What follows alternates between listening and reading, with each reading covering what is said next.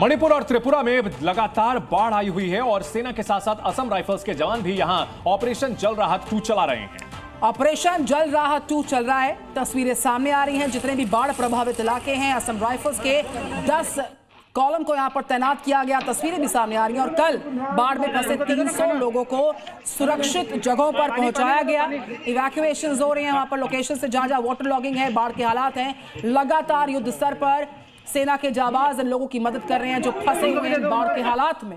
लोगों को खाने के लिए भोजन और पीने के लिए पानी पहुंचाया जा रहा है। कई लोगों को राहत शिविरों में शिफ्ट किया गया है। जो लोग अपने घरों में फंसे हुए हैं उनके लिए राहत सामग्री पहुंचाई जा रही है और सेना के जवान यहां पर लगातार लोगों की मदद में लगे हुए हैं। भारत के उत्तर पूर्वी इलाकों में जबरदस्त बाढ़ आई हुई है और ऐसे में हजारों लोग विस्थापित हुए हैं। कई लोग अपने घरों में फंसे हुए हैं और उन्हें राहत पहुंचाने के लिए प्रशासन की ओर से युद्ध स्तर पर कार्रवाई की जा रही है और सेना के जवान बढ़ चढ़ करके लोगों की मदद कर रहे हैं। बिल्कुल, जब हर तरफ पानी का कब्जा है तब सैनिकों ने संभाला मोर्चा है।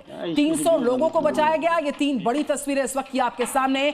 चारों तरफ सिर्फ और सिर्फ पानी ही पानी है और इन सबके बीचों बीच जो लोग फंसे हैं उनको रेस्क्यू युद्ध स्तर पर कर किस तरीके से राहत शिविरों में पहुंचाया जा रहा है। युद्ध स्तर पर सेना ने मोर्चा संभाला हुआ। तो जल प्रलय से जूझ रहा है भारत का उत्तर पूर्वी इलाका। अलग अलग राज्य जो 7 सिस्टर्स के राज्य हैं वो पूरी तरह से जलमग्न नजर आ रहे हैं और पिछले कुछ दिनों में हुई बारिश के बाद यहां लोगों के जीवन पर आफत आई हुई है और उन्हें राहत पहुंचाने के लिए सेना के जवान लगातार काम कर रहे हैं। और खास तौर पर इस बाढ़ के मौसम में बाढ़ की वजह से सबसे ज्यादा जो दिक्कत होती है वो भोजन और पानी की होती है। साफ पानी पहुंचाया जा रहा है लोगों के घरों तक और बाकायदा बोट के जरिए लोगों तक ये सहायता पहुंचाई जा रही है। और इन सब के बीच सेना के जवानों का यह अथक प्रयास, कोशिश ये है कि ताकि लोगों को जल्द से जल्द राहत मिल सके।